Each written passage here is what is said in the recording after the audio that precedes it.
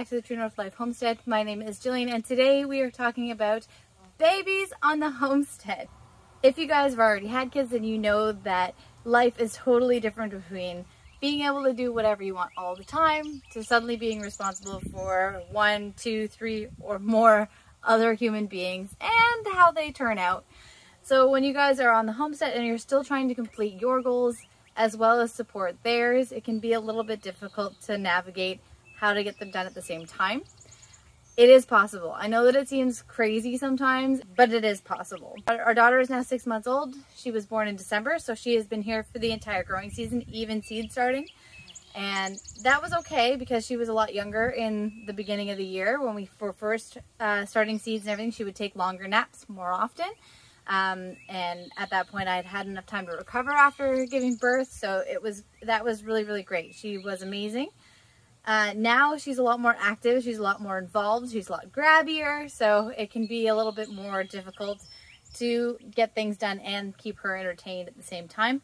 Thankfully on a homestead there's lots going on, so even if you don't get one thing done completely, you can definitely start on it and you can work at it every day. So I find rotating things with the baby is a lot more effective. So there could be a small project to do inside, one thing to do with the garden, something to do with the dog, something to do with this or that. Big help, because keeping them moving and keeping things different and interesting is always a great change for them.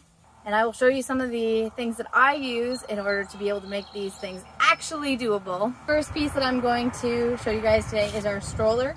So buying a stroller is crazy. If this is your first kid like it is ours, buying a stroller is probably a harder decision than buying a car, because you know you can have that leniency where you can make do without it for a day or two if you need to. But a stroller, you really need it there all the time. If you're going to be mobile with your baby, then it needs to be available and it needs to work. And we ended up going with a solid wheel, which was a lot easier, and it doesn't pop on us. It's full plastic, so if we can wear it down and there'll still be more plastic there. We don't have to worry about a tube running out of air. This is also a bug cover that I've got on the toddler seat at the moment. So like I said, our daughter is 6 months old, so she is in the toddler seat every once in a while. But our stroller is called the Graco Modes. The toddler seat here, so it gives her lots of shade. But this is my favorite part of this stroller, is it comes apart. So for us, it's got those solid wheels. You can move the baby back and forth, so if you can get her them into a different spot, whether you want them to be facing you or you want them to be facing outward so that they can see what you're doing, that is awesome. There's also a ton of storage underneath the stroller, and this is something that I recommend getting also. It's just a fan. It gets hot in the summertime. You're outside for a large amount of time. They have a lot of shade. I've got the bug screen that'll protect them from bugs. And then I also like to have a little bit of airflow going on. Nothing in particular I wouldn't recommend for a fan, just as long as it's a clip-on fan that's battery operated that can go everywhere with you. If you could find a solar one that doesn't take the batteries, that would be great too. Cover, so it's for bugs. And then if there's going to be a little bit of rain or something else that's going on, then it's got a cover on it as well. That's got great storage, and it folds down into nothing as well. This is one of those ones that it rolls up, and then we can store that as well if we need to. As entertaining as we are, it's always great for them to have something to hang on to, so I typically will clip toys onto the middle loop of their stroller so that they have something to do while they're inside as well. Because I can't be that entertaining all the time. I hope you guys find this entertaining, and if you do, I hope you'll hit that like and subscribe button. But unfortunately, my daughter doesn't think I'm that cool, so keeping her entertained with lots of different activities is a great way to keep things moving forward. The second product that I would absolutely recommend would be a body carrier. Again, not affiliated, but you guys can get whatever you'd like. I got this one because there is the mesh between the baby and you. A lot of them don't have this. It's just the strap that comes up onto you, which is fine, but I find that if the baby is leaning particularly right on you, especially on your back, when you're sitting with their belly on your back, it gets very sweaty very fast. So having that separation is really great for their comfort and for yours. There's been a couple of times that I've been working with one that doesn't have the mesh separation on it, and my daughter's stomach has been totally wet because I've been sweating. You know, she's sitting there on my back doing her own thing, and I'm working hard, so it's kind of a spot I'm going to sweat a little bit more on. And she doesn't need to carry that around with her. So this, again, just a body carrier. This one goes a bunch of different ways, which I'd really recommend. So she'll go right in front of me here. You can flip them either way depending on how old they are. My daughter at 6 months is very grabby. She wants to be very involved. So most of the time I will put her on my back, which usually will just lay down on the bed, and I will put this on well after she gets into it. So she'll sit up on the back, and that way I don't have to worry about her getting her hands into whatever I'm doing, whether I'm working with a pair of scissors or we're working with something that isn't particularly baby or kid friendly. Then she can go right there, and I don't have to worry about where she is or what she can get into. And a lot of the time, most of the time, she just falls asleep there. She really just wants to be close, and it's so great for them to be outside and involved in what you're doing. It's going to knock them right out, so you don't have to worry about them getting enough sleep or enough interaction with you, which is great. Then you're also recovering, so make sure that you're taking care of yourself with your baby, and they are happy to be involved and just around with what you're doing. I find it really sparks an excitement as I get older for being involved, and outside is also amazing, something that you really want to secure for the future. And speaking about the future, hey friends! Hi, Ben. How are you doing today? Declan and I are headed out to do our chores. We have to do animal chores. We need to check the garden, and it's going to rain soon, so we're going to get it done fast, right, buddy? Yeah! It made thunder. Get thunder. Yeah, it's thundering. It's thundering loud. Yeah. So we got to hurry up right before we get rained on. Yeah. We're going to bring you along with us so I can show you different tips and tricks I have of getting homestead chores done with a toddler. If you don't know us, Declan here is 3 years old. He is our only child. He's our little miracle baby we weren't supposed to have, but we were blessed with. So he is my little buddy for getting chores done, right? Yeah. What animal do you like to feed the most? Rabbit. The rabbits. Is it your job to give the rabbits hay? Yeah. Yeah? Do you like to give them hay? Yeah. Yeah, are you ready to get started? Yeah. Alright. Let's get thunder on. Ooh, I hear the thunder. We might get rained on. Yeah. Okay, let's get a bucket to get some hay going, and Mama will start picking greens, okay? Let me get you a bucket. So my first tip is give them their own job, even something small. Something like feeding the hay. It's okay if they get extra hay or something. It's not going to hurt anything, and it gives Declan his own job to be in charge of. So he can do that while I'm doing other things like gathering their greens, because I need to have a better amount of those. You know, I need to make sure that they're getting enough. And the hay's just like an extra for them. So he can do the hay, and I do the greens, and then it all works out that way. Oh. You gonna push? All right. Good job, all done. Oh, looks like he's all out of water. Yeah. All right, you want to do his water? I got your watering can. You want to show him your watering can? What do you do with your watering can? That. Yeah, you pour it in their water bowl. All right, water Jackson. He needs some water. Full. It is full. Good job. Yeah. So a watering can is a great way for a young kid, like a toddler, to be able to water animals. It's lightweight. You can get a small one. That one comes from the Dollar Tree. And it's got a little spout on it. So he can carry a little bit of water and help water the animals. This watering can is awesome. Even if it takes Declan 3 watering cans to do something like fill up the chicken water, he's perfectly okay with that.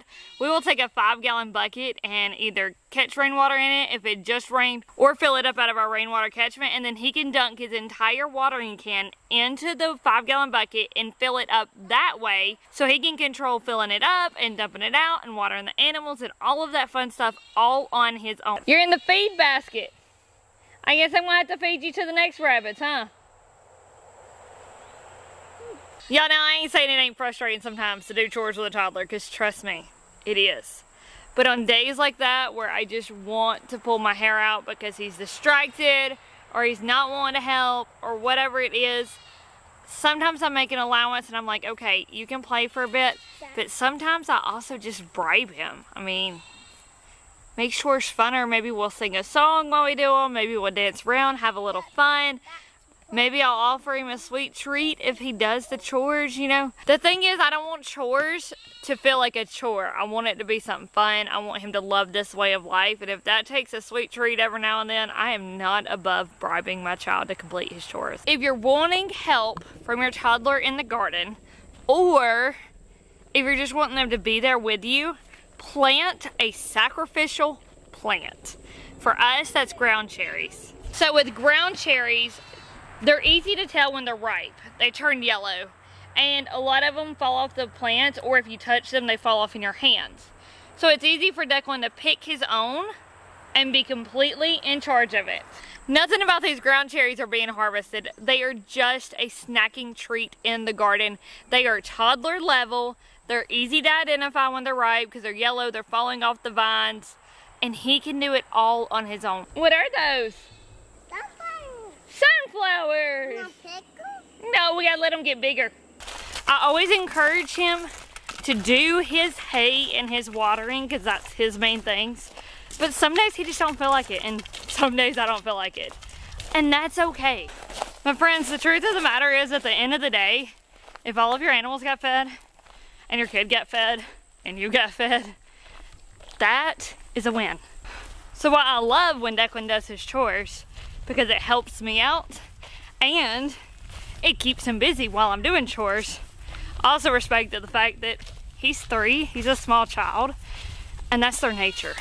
And I think a lot of times people see Declan out here doing chores with me, or they see some other YouTubers' kids doing chores with them, and they start thinking, how do they get their kids to do chores? Mine don't ever want to do chores. He doesn't always want to do chores either. It ain't always easy. It's not always easy. And sometimes I am super guilty about editing out the difficult moments with having a toddler on the homestead. Y'all, here I am doing a vlog on how to homestead with your children, and my child abandoned me. So some days are just like that, and that's real life. So short and sweet tasks like, hey Declan, can you help me pull this rabbit tractor? Hey Declan, can you take your watering can and fill that bowl? Hey Declan, can you fill this hay bucket? You know, short and sweet, he can do. So even on butcher days, homesteading with a small child is not a big deal. My #1 piece of advice is to have them something they can do while you butcher. If you let them have screen time, maybe a phone with some YouTube Kids. If you don't, maybe a basket full of toys or something that they can have out there with you so they can distract themselves if it's too much or if they're bored, and that's usually what it is. I hope you enjoyed getting some time with me to do chores today and to talk about homesteading with small children. It's possible. It's hard sometimes. It is so hard, especially when you've got a lot going on. You've got a lot of tasks you have to get done in one day. But give yourself grace and give them grace. They're children and they're only small for a little while. So while, yes, you still have to get chores done, and yes, you still have to get that food preserved before it goes bad, and yes, you have to do this, and you have to get laundry done, and you have to wash dishes and cook dinner, and I know there's a million things that we got to do as parents. They don't know that. So a lot of times I've gotten to where I'll tell Declan, hey, Mama's busy doing this and this. As soon as I'm done with that, I can focus on you and we'll have some playtime. And that helps some because he knows I'm not ignoring him. And that's all they want as kids. So again, give yourself grace. Give them grace. Just get through the day, and as long as everybody gets fed, it's a win. It's a win in my book, guys. Thank you so much, Megan, for sharing that awesome information on taking care of toddlers in the homestead. I am definitely going to be using a lot of those as my daughter gets older. And now I'm going to pass it on over to Sarah to talk to you guys about older kids.